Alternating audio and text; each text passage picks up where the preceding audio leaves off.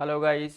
आइए आज हम आप लोग के सामने चंदा क्लासेस की तरफ से एक फूड और न्यूट्रिशन का एक बेहतरीन टॉपिक लेकर के आया हूं, जिसे हम लोग कहते हैं सीरियल्स मीन्स अनाज। यहाँ पर देखते हैं हम लोग कि अनाज हमारा किस तरह का भोज्य पदार्थ है। तो जैसा कि हम लोग जानते हैं कि सीरियल्स हमारा मीन्स अनाज, ये हमारा वनस्पतिज भोज्य पदार्थ है। तो ये वनस्पतिज भोज्य पदार्थ में हमारा जो सीरियल्स है सबसे ज़्यादा महत्वपूर्ण है। मीन्स जितने भी हमारे वनस्पतिज भोज्य पदार्थ हैं उन सभी भोज्य पदार्थों में सबसे इंपॉर्टेंट हमारा जो है अनाज होता है। तो यहाँ पर देखते हैं अनाज को हम लोग सीरियल्स कहते हैं, और हिंदी में अनाज को हम लोग और भी नाम से जानते हैं। जैसे हम लोग अनाज को हिंदी में और क्या बोल सकते हैं, अनाज को हम लोग तृणधान्य भी बोलते हैं।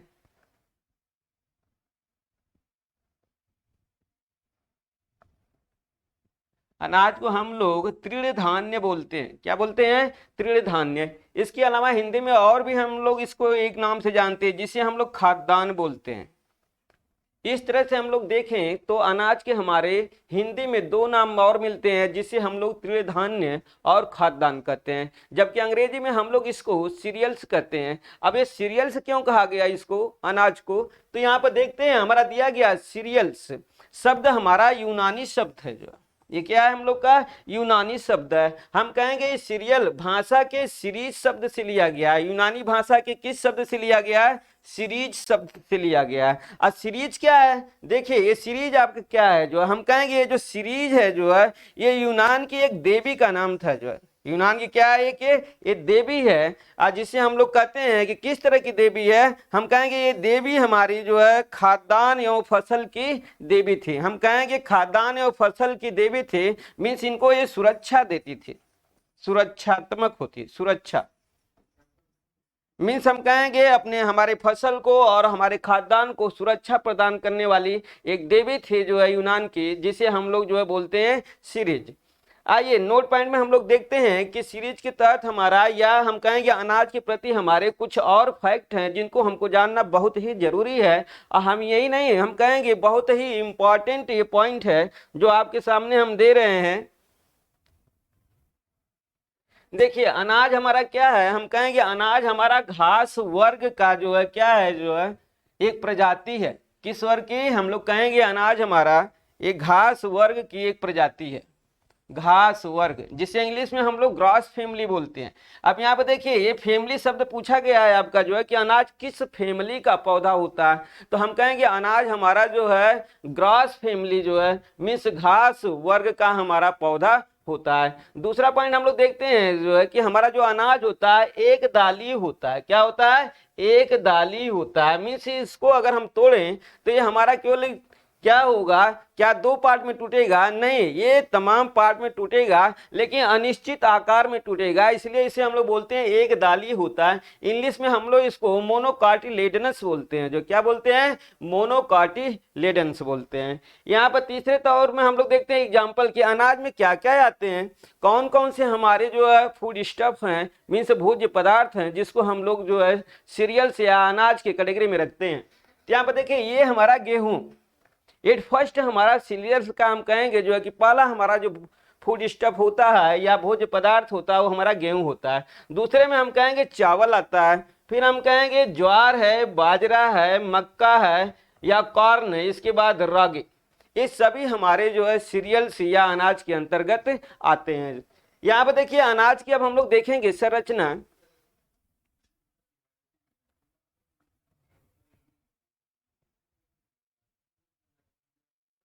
अनाज की संरचना मीन्स हम कहेंगे अनाज के कितने भाग होते हैं। मीन्स हमारा यह है कि अनाज कितने भागों का बना होता है। इस तरह से देखें कि अनाज के कितने भाग होते हैं, या हम कहें अनाज कितने घटकों से मिलकर के बना होता है। तो यहाँ पर आपको दिखाया गया है कि अनाज के जो है कितने भाग होते हैं। अनाज के 4 भाग होते हैं। कितने भाग होते हैं अनाज के?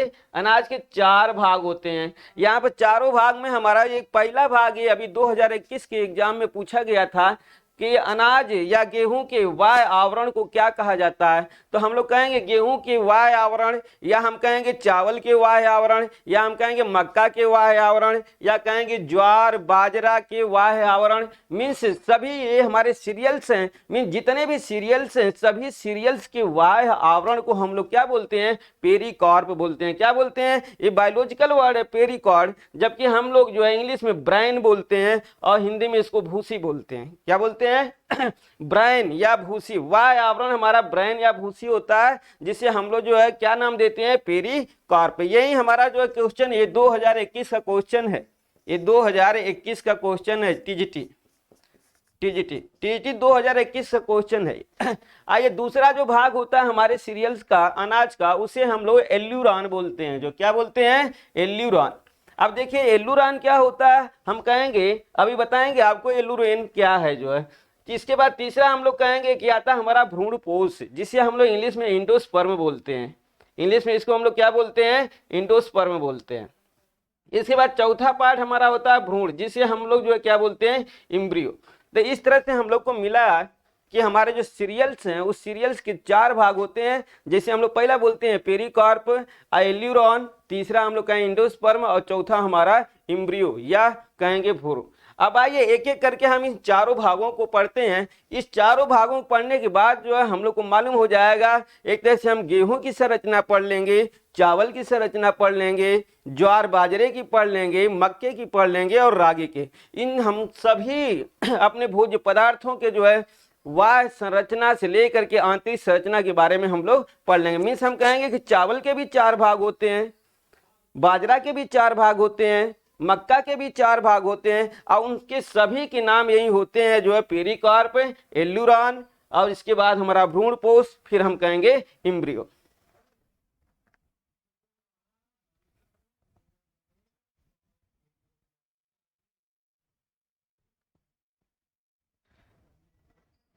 देखिए अब आपके सामने हमने ले आया इसका फर्स्ट पार्ट जो है हम लोग कहेंगे पेरिकार्प। तो यहाँ पर देखते हैं ये पेरिकार्प के बारे में हमें मालूम है कि हमारा क्या होता है, अनाज का हमारा बाह्य आवरण होता है। यहाँ पर फर्स्ट लिखा गया भी है, अनाज का क्या होता है हमारा ये हमारा अनाज का बाह्य आवरण होता है। अनाज का हमारा बाह्य आवरण होता है। फिर हम कहेंगे ये हमारे अनाज का कितना प्रतिशत भाग होता है, तो हम कहेंगे भार के अकॉर्डिंग देखा जाए तो ये भार के अकॉर्डिंग हमारे संपूर्ण अनाज भार का ये 5% होता है। ठीक, संपूर्ण अनाज भार या हम कहेंगे भाग, यहाँ पर हम लोग भार या कहेंगे इसे भाग र, संपूर्ण अनाज भार का 5% भाग हमारा जो पेरिकार्प होता है।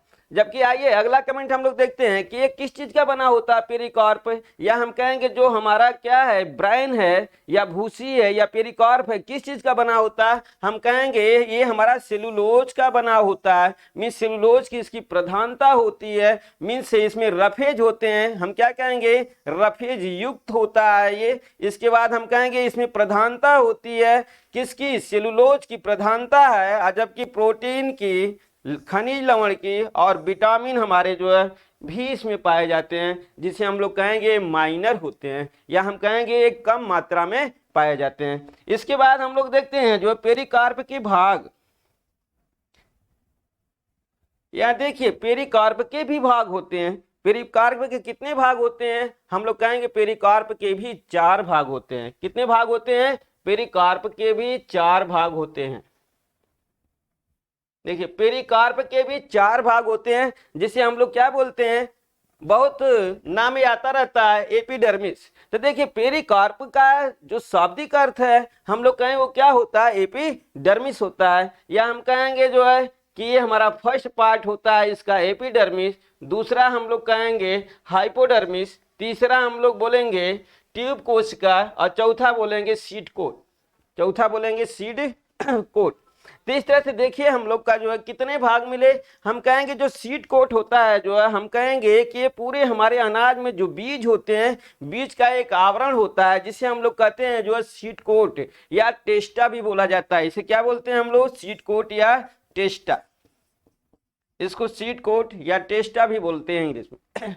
आइए, इस तरह से हम लोग को मालूम हो गया कि पेरिकार्प हमारा क्या है और किसके कितने भाग होते हैं।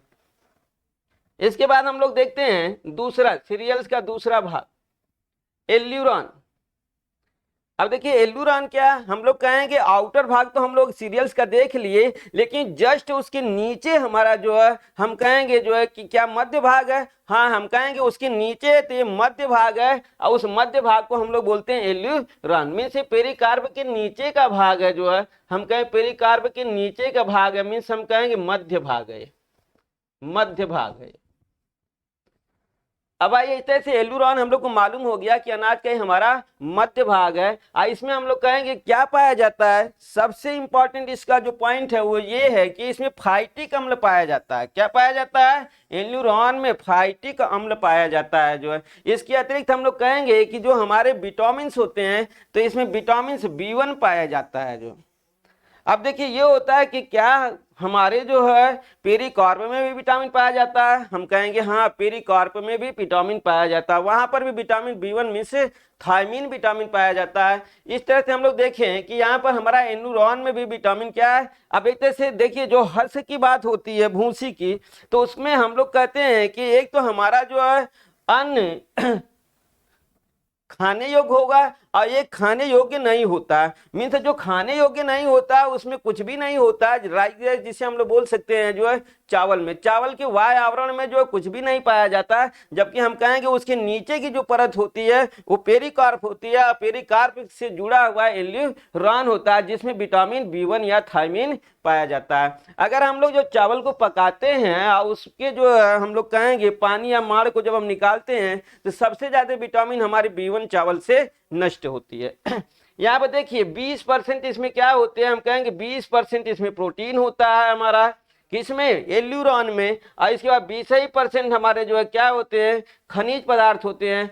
फिर हम क्या बोलेंगे कि इसमें ही सबसे ज्यादा, एल्यूरॉन में ही सबसे ज्यादा प्रोटीन और खनिज लवण पाए जाते हैं। मीन्स अनाज के किस भाग में जो है प्रोटीन और खनिज लवण सबसे अधिक पाए जाते हैं, तो हम कहेंगे एल्यूरॉन में जो है।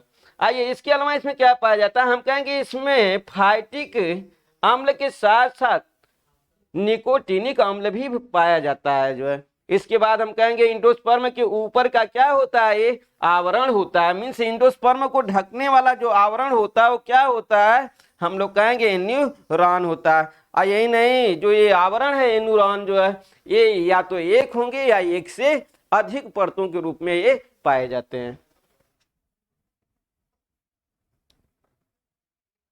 आइए अगला पॉइंट हम लोग देखते हैं जो है भ्रूणपोष, या हम लोग इसे बोलते हैं इंडोस्पर्म जो है मेजर पार्ट होता है। ये हमारे हम कहेंगे कि जो भी हमारे सीरियल्स हैं उस सीरियल्स का मेजर भाग होता है। इसे हम लोग कहते हैं अनाज का जो है क्या है, जो है अंतः भाग जो है, इसको हम लोग क्या बोलते हैं, अनाज का अंतः भाग होता है। इसी भ्रूणपोष में ही हमारा भ्रूण भी पाया जाता है, इम्ब्रियो भी पाया जाता है। तो इस तरह से हम लोग कहेंगे भ्रूणपोष अनाज का अंतः भाग होता है, जो संपूर्ण अनाज भार का कितना होता है, हम कहेंगे संपूर्ण अनाज भार का 52% होता है जो। मीन्स जितना भी हमारा वेट होगा अनाज का, उस वेट का 52% हमारा इंडोस्पर्म होता है। इसमें किसकी प्रधानता होती है, हम कहें इंडोस्पर्म में कार्बोज और प्रोटीन दोनों की क्या होती है, प्रधानता होती है। इसके बाद हम कहेंगे इसमें क्या रफेज पाया जाता है, नहीं, रफेज इसमें क्या होते हैं, रफेज इसमें अनुपस्थित होते हैं। रफेज समझते होंगे, मीन्स हम कहेंगे रेशा, रेशा, इसमें रेशा अनुपस्थित होता है। आइए लास्ट पॉइंट हम लोग सीरियल्स का देखते हैं, इम्ब्रियो, भ्रूण। देखिए भ्रूण के तहत हम लोग क्या कहेंगे, हम कहेंगे ये भी हमारा क्या होता है, अनाज का अंतः भाग होता है। मीन्स हम कहेंगे इंडोस्पर्म के भीतर ये पाया जाता है। इसे हम कहेंगे संपूर्ण अनाज भार का कितना प्रतिशत होता है, इस संपूर्ण अनाज भार का 36% भाग होता है।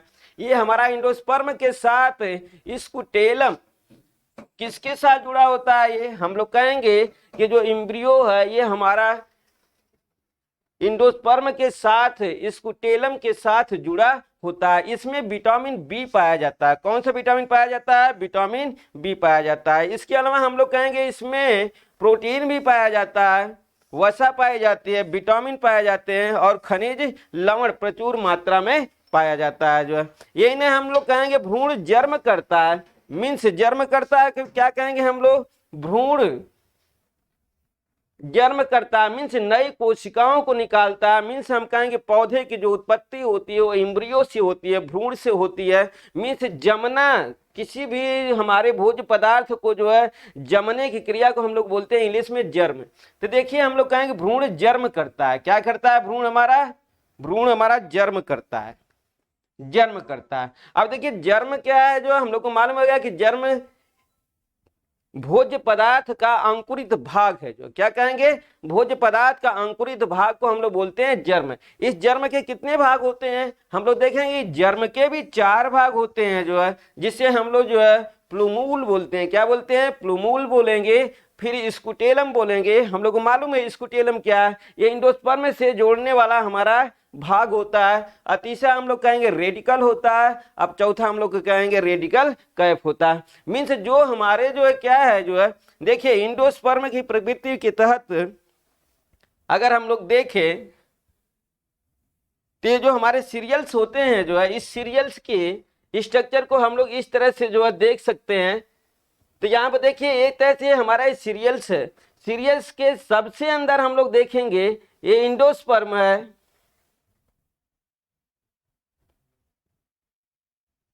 ये हमारा एंडोस्पर्म है, इसके अंदर हमारा जो है ये देखिए एम्ब्रियो है,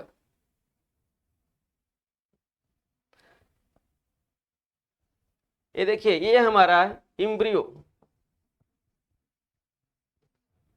और ये हमारा एंडोस्पर्म, एंडोस्पर्म।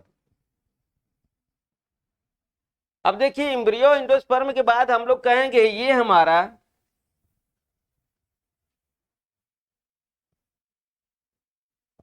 एलुरोन है, एलुरोन। और इसके बाहर हम कहेंगे जो है कि हमारा पाया जाता है पेरिकार्प, ये हमारा पेरिकार्प, पेरिकार्प। तो इस तरह से सीड का हमारा सबसे बाह्य आवरण हमारा पेरिकार्प, और दूसरा जो हमारा आवरण होता है एलुरॉन, और तीसरा जो हमारा आवरण होता है उसे हम लोग एंडोस्पर्म बोलते हैं, और चौथा जो हमारा भाग होता है इसे हम लोग बोलते हैं एम्ब्रियो। यही हमारे जो है जितने भी सीरियल्स हैं सभी हमारे एक तरह से हम कहेंगे कि ये गेहूं का भी रूप है, गेहूं की भी संरचना है, गेहूं की संरचना, ये गेहूं की भी संरचना है। हम कहेंगे चावल की भी संरचना है, चावल की संरचना। और यही नहीं हम कहेंगे जौ की संरचना है, मक्का की संरचना है,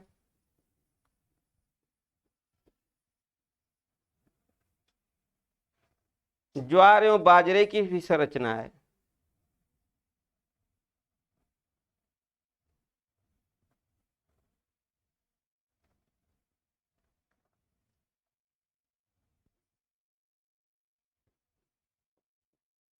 ज्वार एवं बाजरे की संरचना। देखिए सीरियल्स का ये हमारा सबसे इंपॉर्टेंट टॉपिक रहा है जो है कि सीरियल्स की संरचना। मीन्स अगर आपको गेहूं के अगर किसी वाय आवरण की बात करता है जो है तो पेरिकार्प, अगर हम कहेंगे कि अगर चावल के वाय आवरण की बात करता है तो पेरिकार्प, अगर हम कहेंगे जो है जौ, मक्का, ज्वार, बाजरा सभी का वाय आवरण हमारा पेरिकार्प होता है। इसके बाद हम लोग दूसरे आवरण को हम लोग बोलते हैं एलुरोन, और तीसरा हमारा एंडोस्पर्म, और चौथा हमारा एम्ब्रियो। अब इस एम्ब्रियो से ही हमारी प्रकृति आती है जर्म की, जर्म। अब इस तरह से हम लोग को मालूम हो गया जो है कि हमारे जो सीरियल्स होते हैं उसके कितने भाग होते हैं और किस भाग में हमारा कौन सा जो है तत्व या खनिज लवण या पोषक तत्व पाए जाते हैं जो है। आज का टॉपिक हम यही खत्म करते हैं, नेक्स्ट क्लास के लिए हम लोग कल मिलेंगे।